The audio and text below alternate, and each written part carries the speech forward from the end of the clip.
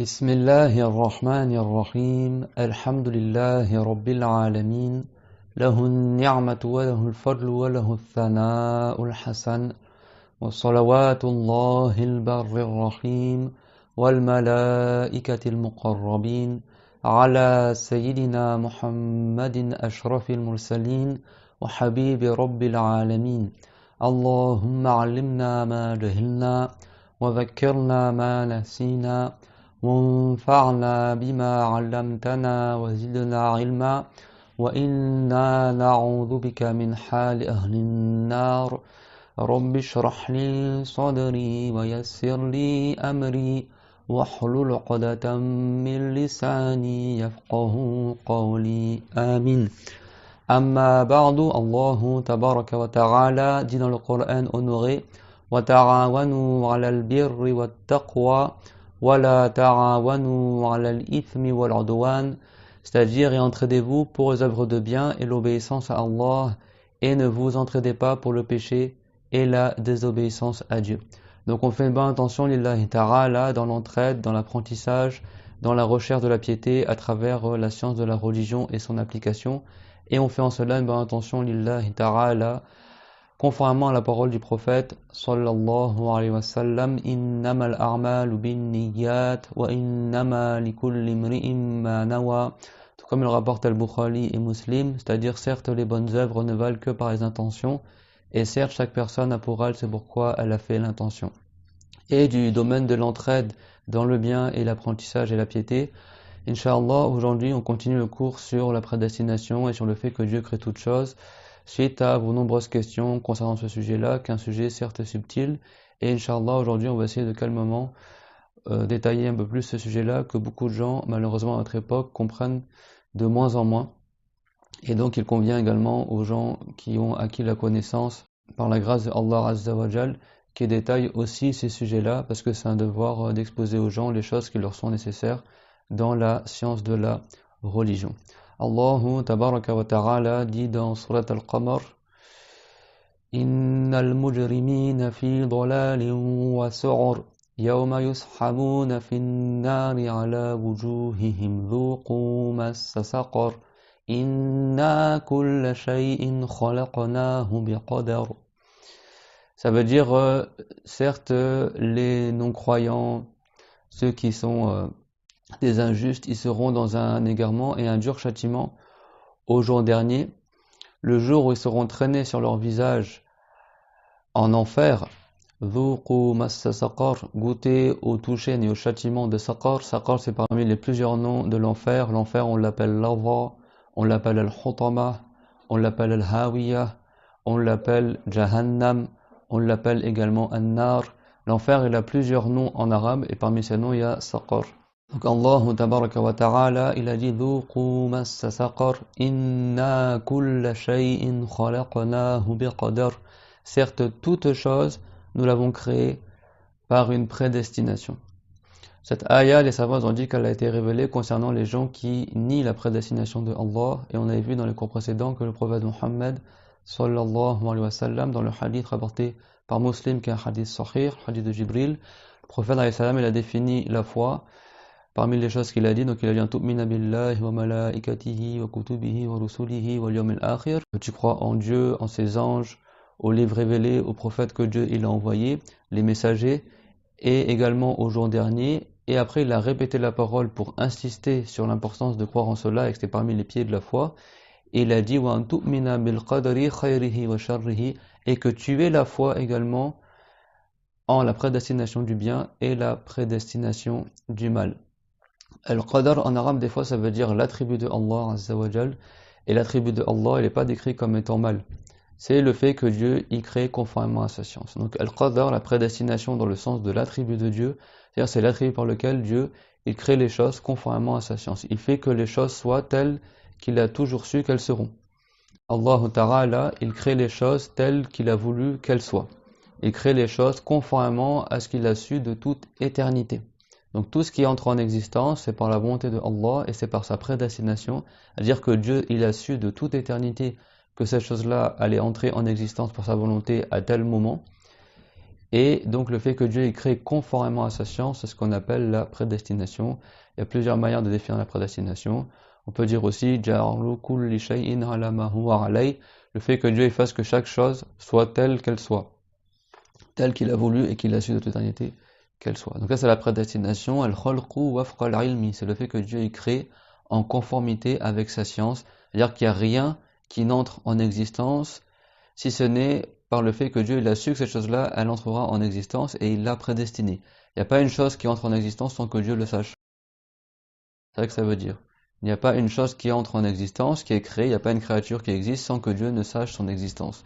Et sans que Dieu n'ait voulu son existence, et sans que Dieu n'ait prédestiné son existence. Que cette créature-là soit un bien ou du mal, que ça soit un corps ou des actes, que ça soit des choses volontaires ou involontaires, Allah Ta'ala dit قُلْ إِنَّ صَلَاتِي وَنُسُكِي وَمَحْيَايَ وَمَمَاتِي لِلَّهِ رَبِّ الْعَالَمِينَ. Ça veut dire dit, donc c'est l'ordre à notre prophète alayhi salam, dit ma prière ainsi que mon nusuk, c'est-à-dire ce que j'égorge pour l'agrément de Allah comme bétail, ainsi que ma vie et ma mort, tout cela appartient à Allah, c'est-à-dire tout cela est créé par Allah. Et donc la prière c'est un acte volontaire. Le fait d'égorger un animal, le jour de la rime par exemple, ça c'est un acte volontaire. Et ta vie et ta mort, ça c'est un acte qui est involontaire. Et pourtant Allah Ta'ala, il a dit Lillahi Rabbil Alamin, ça appartient à Allah, ça veut dire que c'est Dieu qui l'a créé. Comme il a dit également Walillahi mulkus samawati wal ard, Dieu a la souveraineté. Dieu a la souveraineté, Allah a la souveraineté des cieux et de la terre, c'est-à-dire que c'est lui qui a créé les cieux et la terre. Donc il y a beaucoup de preuves dans la religion que Dieu crée tout, que Dieu crée le bien et Dieu crée le mal, et que Dieu crée tout ce qui entre en existence, c'est pour ça qu'on l'appelle Rabbul Alamin. Et que tout ce qui nous parvient, que ce soit un bien ou un mal, ne nous est parvenu que par la volonté de Allah Azza wa Jal. Allah Ta'ala dit wa khalaqa kulla shay faqaddarahu taqdira. Et Dieu a créé toute chose et il l'a prédestiné d'une prédestination. Et je répète que le mot shay'un en arabe, ça veut dire tout ce qui existe. Et donc le mal existe, donc on l'appelle shay en arabe. Le bien existe, on l'appelle shay en arabe. Tes pensées existent, on l'appelle ça shay en arabe. Tes intentions, tes actes, tes volontés, tout ça on appelle ça shay en arabe. Et Allah Ta'ala a dit wa khalaqa kulla shay. Et il a créé toute shay, toute chose, il l'a créé. Faqaddarahu taqdira. Et il l'a prédestiné. Allah Tabaraka wa Ta'ala dit dans surat Al-Furqan qui est le nom du Coran également, c'est-à-dire qui fait la distinction entre le vrai et le faux, donc on l'appelle Al-Furqan, le Coran. Dans cette sourate, Dieu a dit Alladhi lahu mulku samawati wal ardi wa lam yattakhidh waladan wa lam yakul lahu sharikun fil mulki wa khalaqa kulla shay'in faqaddarahu taqdira. Dans la ayah numéro 2, Allah Tabaraka wa Ta'ala a dit qu'il est celui qui a la souveraineté des cieux et de la terre, c'est-à-dire qu'il qui a créé les cieux et la terre et tout ce qu'il y a dedans. وَلَمْ يَتَّخِذْ وَلَدًا وَلَمْ يَكُنْ لَهُ شَرِيكٌ. Et Dieu n'a pas pris d'enfant, il n'est pas quelqu'un qui a un enfant, parce que Dieu n'est pas comme l'être humain. فَلَا تَضْرِبُوا لِلَّهِ الْأَمْثَالَ لَيْسَ كَمِثْلِهِ شَيْءٌ وَهُوَ السَّمِيعُ الْبَصِيرُ. Il n'y a pas une chose qui est comme Allah. Donc Dieu n'a pas des parties de ses créatures ni des enfants, comme Allah Ta'ala a dit dans le Coran en blâmant les mouchriquines qui avaient prétendu que les anges sont les filles soi-disant de Dieu. Et Allah Ta'ala a nié de lui-même qu'il est un corps, qu'il soit un volume, qu'il soit soi-disant quelqu'un qui aurait des enfants, ou des choses émaneraient de lui soi-disant. Donc il a dit وَجَعَلُوا لَهُ مِنْ عِبَادِهِ جُزْءًا إِنَّ الْإِنسَانَ لَكَفُورٌ مُبِينٌ وَجَعَلُوا لَهُ مِنْ عِبَادِهِ جُزْءًا إِنَّ الْإِنسَانَ لَكَفُورٌ مُبِينٌ. Et ils ont attribué des parties de ces créatures à Allah. Et certes, ceux qui font ça sont des mécréants avérés, des gens qui sont dans le blasphème évident. Donc Allah Ta'ala, il a dit وَلَمْ يَتَّخِذْ وَلَدًا, il n'a pas pris d'enfant, وَلَمْ يَكُنْ لَهُ شَرِيكٌ فِي الْمُلْكِ, et il n'a pas d'associé dans la souveraineté. C'est-à-dire qu'il n'y a que lui qui crée, et il n'y a que lui à qui appartient l'ensemble des créatures et de la création, et il n'a pas d'associé, donc il n'y a pas de créateur autre que Allah, il n'y a personne qui crée autre que Allah Azza wa Jal, personne n'est l'associé de Dieu dans ça. Vous avez vu, les ayats sont clairs dans cela. وَخَلَقَ كُلَّ شَيْءٍ فَقَدَّرَهُ تَقْدِيرًا. Et encore plus pour insister sur cette signification, Allah Ta'ala, il a dit, et il a créé toute chose, tout ce qui existe hormis Dieu, c'est Dieu qui l'a créé, فَقَدَّرَهُ تَقْدِيرًا, et il l'a prédestiné par une prédestination. Donc la prédestination de Allah dans le sens de l'attribut, c'est le fait que Dieu y crée conformément à sa science. Mais après il y a Al-Qadar dans le sens la prédestination qui est créée par Dieu, c'est-à-dire l'effet de sa volonté, ce que Dieu y crée. L'effet de sa prédestination, également en arabe, on l'appelle la destinée ou le destin ou al-qadar. C'est pour ça que le prophète, alayhi salam, il a dit wa an tu'mina bil qadari, dire que tu crois en al-qadar, dire que tu crois que Dieu il a pour attribut la prédestination, le fait qu'il crée toutes choses conformément à sa science. Khayrihi wa sharrihi, son bien et son mal, ici ça fait référence à al-qadar dans le sens de la chose qui est créée. C'est-à-dire parmi les choses que Dieu l'a prédestinées, il y a du bien et il y a du mal. Et le fondement de l'islam, c'est de croire que ce soit du bien ou du mal, tout cela est prédestiné par Allah, comme on l'a vu et comme on le reverra aujourd'hui, insha'Allah, tabaraka wa ta'ala. C'est rapporté de Abu al-Abbas ibn Abbas, anhu, Abdullah ibn Abbas, que Dieu l'agrée lui et son père, qu'il a dit, Kuntu khalfa an-nabiy sallallahu alayhi wa sallam yawman, faqala ya ghulam, inni u'allimuka kalimat, ihfazillaha tajidhu tujahaka. Donc Ibn Abbas l'a dit, une fois j'étais derrière le messager de Allah sallallahu alayhi wa sallam, et sur la monture par exemple, souvent le prophète il faisait monter des compagnons derrière lui sur la monture, et donc Abdullah ibn Abbas, que Dieu l'agrée lui et son père, il a dit une fois j'étais derrière le prophète alayhi salam, et il m'a dit, oh mon garçon, je t'enseigne des paroles, et parce qu'à cette époque-là Ibn Abbas n'était pas encore pubère, c'était un petit garçon. Et il a dit, Inni u'allimuka kalimat. Le prophète, alayhi salam, il a dit, certes, je vais t'enseigner des bonnes paroles. Et le prophète, alayhi salam, il a dit, Irfadillah yarfadka, irfadillah tajidhu tujahaka. Alors bien sûr, comme on a vu plein de fois dans les cours, et ça c'est aussi pourquoi autant de gens ne comprennent pas la religion à notre époque, c'est parce que beaucoup, qu'est-ce qu'ils font? Ils apprennent en lisant tout seul dans les livres et en lisant des traductions. Or, les traductions mot à mot, ça marche pas. Il faut les explications. Les hadiths, tu ne pourras pas apprendre la religion en lisant les hadiths tout seul, les hadiths ont des explications. Comme ce hadith-là, qui est rapporté par An-Nawawi, par At-Tirmizi et d'autres, qu'on retrouve aussi dans le livre connu Al-Arba'in Nawawiyya, vous voyez que si vous traduisez mot à mot, vous allez voir que ça devient du n'importe quoi. Les hadiths ont des explications. Ihfazillah, ça veut dire conserve Dieu, protège Dieu. Dieu n'a pas besoin de protéger, Dieu n'a besoin de rien. Wallahu al-ghani. C'est Dieu qui est celui qui a besoin de rien et vous avez besoin de Allah, comme Dieu dit dans le Coran. Ça veut dire crains Allah, sois pieux et Dieu te protégera, Dieu te préservera. Ihfazillaha tajidhu tujahaka, et sois pieux, préserve ton application de l'islam et tu trouveras, ça veut pas dire que Dieu sera devant toi, ça veut dire que Dieu t'aidera lors des difficultés, lors des épreuves, si tu fais preuve de piété. Comme l'histoire connue des 3 personnes qui s'étaient réfugiées dans une grotte un jour de pluie, et après il y a un rocher par crainte de Allah qui a déboulé du haut de la montagne et qui est tombé devant la grotte et qui a fermé l'entrée de la grotte. Et du coup, chacun de ces 3 personnes, et c'est un hadith qui est très connu, rapporté par Al-Bukhari et Muslim, qui prouve qu'on a le droit de rechercher l'aide par autre que Allah Azza wa Jal. Chacun, il a invoqué Allah par ses bonnes actions. Oh Allah, si j'ai fait ça par recherche de ton agrément uniquement, alors soulage-nous de cette épreuve. Et à chaque fois, la pierre s'est décalée. Et quand la 3e personne a invoqué Allah par le biais de sa bonne action, après la pierre s'est suffisamment décalée pour qu'il puisse sortir de la grotte. C'est un hadith très connu. Les savants incitent un exemple aussi, que la personne, elle peut invoquer Allah par le biais de ses bonnes actions. Elle dit, oh Allah, certes j'ai fait ça pour ton agrément, alors fais que par la baraka de tes bonnes actions, je sois soulagé de mon épreuve, par exemple. Et ça, c'est permis en islam. Donc ça, c'est l'explication du hadith. Ihfazillah tajidhu tujahaka. Crains Allah, sois pieux, ou accomplis les obligations et évite les interdits, et tu verras que Allah, au sens figuré, il sera devant toi, ça veut dire il sera avec toi pour t'aider. Et ça ne veut pas dire que Dieu serait avec la personne dans un lieu ou dans un espace, que Dieu n'est pas concerné par ce qui concerne les volumes, le fait d'être dans un endroit, dans une direction, ou d'être délimité par le temps ou l'espace. إِذَا سَأَلْتَ فَاسْأَلِ اللَّهِ وَإِذَا اسْتَعَنْتَ فَاسْتَعِنْ بِاللَّهِ. Si tu demandes à Allah, et si tu veux demander, alors demande à Allah. Ça veut pas dire que c'est haram de demander autre que Allah, mais ça veut dire que c'est Dieu qui crée toutes choses. Donc si tu veux l'invoquer, invoque Allah. وَإِذَا اسْتَعَنْتَ فَاسْتَعِنْ بِاللَّهِ. Et si tu recherches de l'aide, alors recherche de l'aide par Allah. Ça veut dire demande que c'est Dieu qui te crée l'aide. Ça veut pas dire que c'est haram, comme il dit certains égards à notre époque, de rechercher l'aide par autre que Allah. Allah Ta'ala, dans le Coran, il a dit, Ista'inu bis-sabri was-salah. Recherchez l'aide par la patience et la prière. La patience, c'est autre que Allah, et la prière, c'est autre que Allah. Mais ça veut dire que c'est Dieu qui crée l'aide véritable. On demande la création de l'aide qu'à Allah Azza wa Jal. C'est pour ça qu'on dit, Iyyaka na'budu wa iyyaka nasta'in. Oh Allah, ce n'est que toi qu'on adore, et ce n'est qu'à toi qu'on demande de l'aide, c'est-à-dire que ce n'est qu'à toi qu'on demande la création de l'aide. Et comme ils ont dit les grands savants du salaf, comme il a dit Al-Awzari, une fois il y a un savant, il a voulu débattre avec un Mu'tazili, quelqu'un qui ne croit pas en la prédestination, et il lui a dit récite la Fatiha. Tu connais la Fatiha? Il a dit oui, il va dire récite la Fatiha.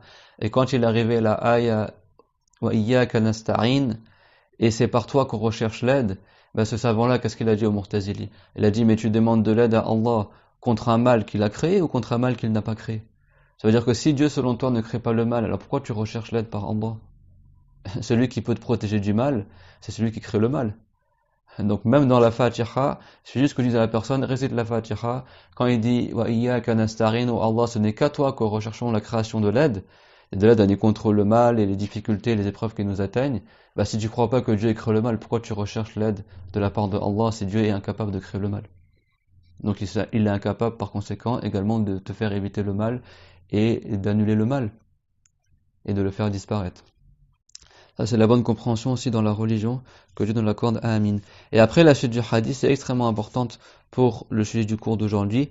Wa'alam anna al-ummata law ijtama'at ala an yanfa'uka bi shay'in lam yanfa'uka illa bi shay'in qad katabahu Allahu laka. ولو اجتمعوا على أن يضروك بشيء لم يضروك إلا بشيء قد كتبه الله عليك. Et le prophète alayhi salam, il a dit, et sache, et la certitude, que si toute la communauté était rassemblée pour être profitable en quelque chose, eh ben cette chose-là profitable ne t'atteindra que si Dieu l'a prédestiné pour toi. Ne t'atteindra comme profit que ce que Dieu a prédestiné pour toi. إلا بشيء قد كتبه الله لك ولو اجتمعوا على أن يضروك بشيء. Et si toute la communauté, tous les gens se rassemblaient tous ensemble pour te nuire avec quelque chose, لم يضروك إلا بشيء قد كتبه الله لك. Il ne te nuirait pas si ce n'est par une chose que Dieu aura prédestinée pour toi. Donc ça prouve bien que Dieu prédestine le bien et le mal. Comme Allah Ta'ala, on l'a vu dans le cours précédent, a dit concernant les mécrants de Banu Israël qui faisaient la sorcellerie, Dieu l'a dit وَمَا هُمْ بِضَارِّينَ بِهِ مِنْ أَحَدٍ إِلَّا بِإِذْنِ اللَّهِ وَمَا هُمْ بِضَارِّينَ بِهِ مِنْ أَحَدٍ إِلَّا بِإِذْنِ اللَّهِ. Et ils ne nuiront personne avec leur sorcellerie si ce n'est par la volonté de Allah Azza wa Jal. Et après le prophète alayhi salam, il a dit رُفِعَتِ الْأَقْلَامُ les qalams des anges se sont levés et leurs feuillets ont séché. Ça veut dire que ce qui a été prédestiné est irrévocable et aura forcément lieu. Les qalams, les stylets par lesquels les anges y notent, ils sont levés et ce qu'ils ont noté a séché. Ça veut dire ce que Dieu a voulu sera, et ce qu'il a fait écrire dans la table préservée aura forcément lieu. Et ce que les anges ont noté de ce qui se passera, de certaines choses qui se passeront dans l'avenir, se passera irrévocablement. Ça, c'est un hadith qui est rapporté par At-Tirmidhi et il l'a jugé comme étant Hasanun Sahih. Donc, tout ce qui se passe de la part de la personne est créé par Allah Azza wa Jal, que ce soit du bien ou du mal, que ce soit nos volontés et nos actes. Et bien sûr, l'être humain a une volonté. On voit bien de nous-mêmes qu'on fait des choses volontairement. Sinon, pourquoi la personne sera-t-elle jugée dans l'au-delà? Donc, si quelqu'un il pose la question, si c'est pas l'être humain qui crée ses actes et sa volonté et le bien qu'il fait et le mal qu'il fait, alors quelle est la part de l'être humain dans ses actes? La réponse est dans le Coran. La part des humains dans leurs actes, c'est ce qu'on appelle l'acquisition, al-kasab. Et l'acquisition, c'est le fait que la personne veuille faire quelque chose et que Dieu lui crée cette chose-là. C'est-à-dire que Dieu ait fait que cette chose-là, elle a lieu de la part de la personne. Si toi tu veux faire une chose et tu l'as faite, alors on dit que tu l'as acquise. Si c'est une chose de mal que tu as voulu faire et tu l'as faite, alors c'est un mal qui sera contre toi au jour dernier. Si c'est une chose de bien que tu as voulu faire et tu l'as faite, alors ce sera une chose qui sera en ta faveur au jour dernier. Allahu tabaraka wa ta'ala dit dans Surat al-Baqarah, Laha ma kasabat wa alayha ma ktasabat La personne a en sa faveur le bien qu'elle a acquis et elle a contre elle au jour dernier le mal qu'elle a acquis. Et donc l'être humain, il a comme part dans ses actes, pas la création de l'acte, mais l'acquisition. Tout comme Dieu, il a dit concernant le prophète Mohammed, sallallahu alayhi wa sallam, qu'il a dit dans la bataille de Hunayn, l'une des batailles que le prophète, alayhi salatu wa sallam, il a faites, il y a eu un miracle éminent du prophète, alayhi salam, c'est qu'avant la bataille, le prophète, il a pris une poignée de terre, et il a dit, shahatil wujuh, les visages sont laids aujourd'hui, et il a jeté sa poignée de terre sur le visage, en direction du premier rang de l'armée adverse, de l'armée des ennemis. Et Dieu il a fait que cette terre-là, elle rentre dans tous les soldats qui étaient devant le prophète salam dans leurs yeux. Et ça, c'est un miracle du prophète salam, et ils ont perdu la bataille. Alors qu'il avait juste lancé comme ça une poignée de terre. Mais Dieu, il a affaibli l'armée par cette poignée de terre-là.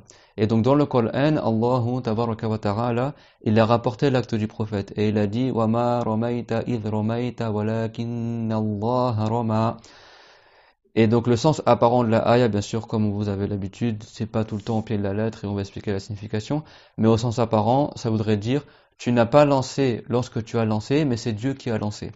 Alors le Coran, il n'y a pas de contradiction dans le Coran. C'est pour ça que mes chers frères et sœurs aussi, s'il y a une ayah dans le Coran que tu comprends pas, tu vas pas démentir les ayahs qui sont claires et évidentes comme la ayah wa khalaqa kulla shay, que Dieu écrit toutes choses, parce qu'il y a une ayah que tu n'as pas comprise, par exemple, min sharri ma khalaq, que je demande à Dieu la préservation contre le mal qu'il a créé. T'as pas compris cette ayah-là, donc tu contredis la ayah qui est claire qui dit que Dieu a tout créé, pour dire soi-disant que ça ne voudrait pas dire que Dieu a créé le mal. Mais le Coran, il se contredit pas. Les savants, ils ont dit la meilleure manière d'expliquer un texte rapporté, c'est par un autre texte rapporté. Les ayahs qui sont pas clairs pour toi, tu les expliques par les ayahs qui sont clairs.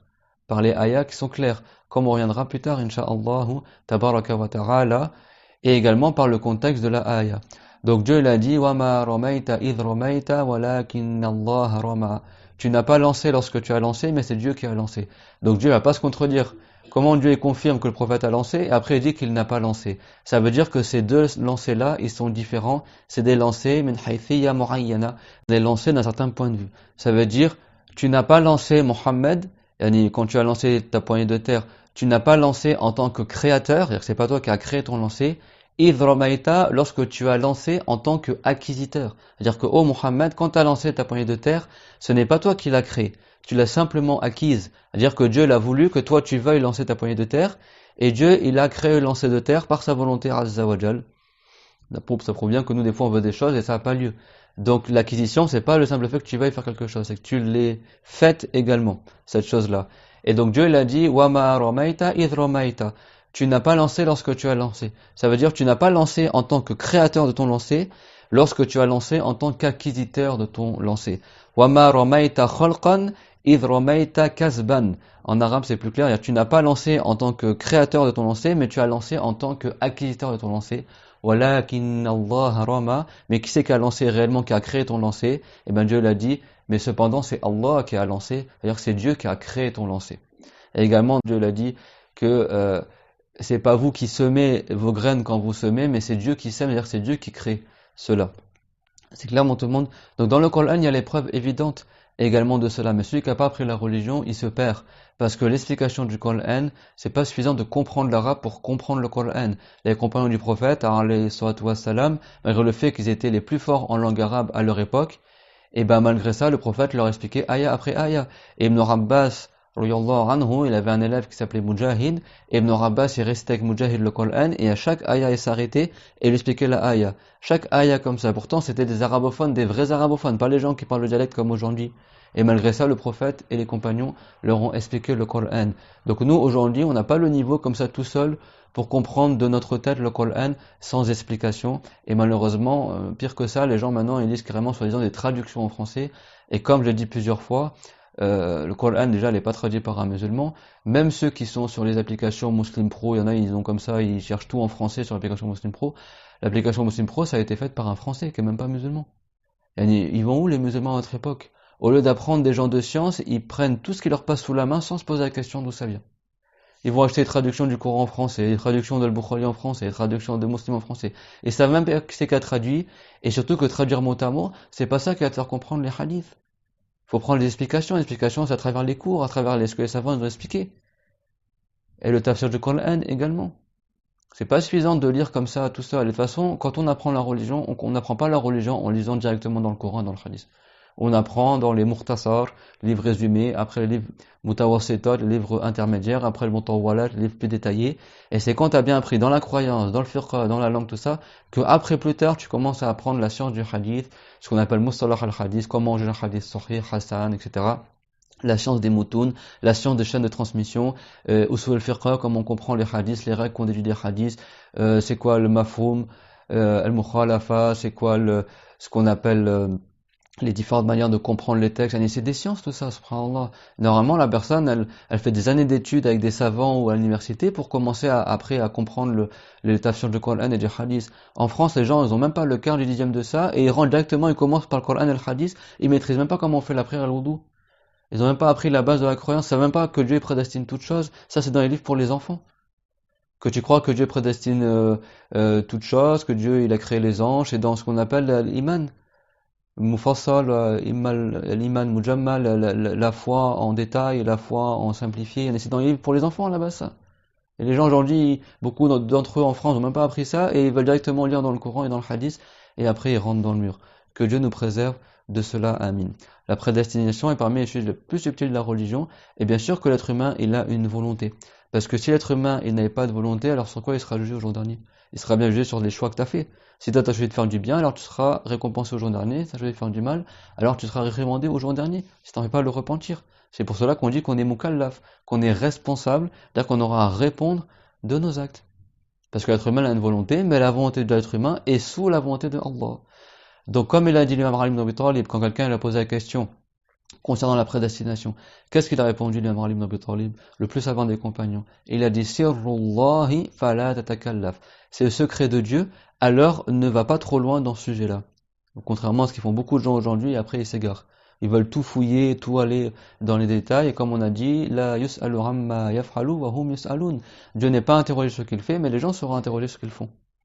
Et donc la personne a insisté à l'imam Ali, elle voulait absolument savoir quelque chose sur la prédestination.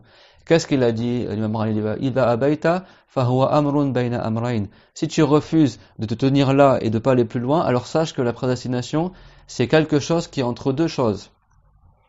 Et il a dit la huwa jabrun wa la tafwid. C'est-à-dire que les créatures sont prédestinées et l'être humain, il est ni contraint de manière absolue et ni il est mufawwad ilayhi al-umur, ni il a la délégation de tout ce qu'il fait. Ça veut dire que l'être humain, il n'est pas soi-disant comme un somnambule, il fait des choses de manière involontaire. On s'étonne les gens qui se posent la question, est-ce que l'être humain a une volonté? Mais toi, t'es pas un humain, tu vois pas de toi-même que tu as une volonté?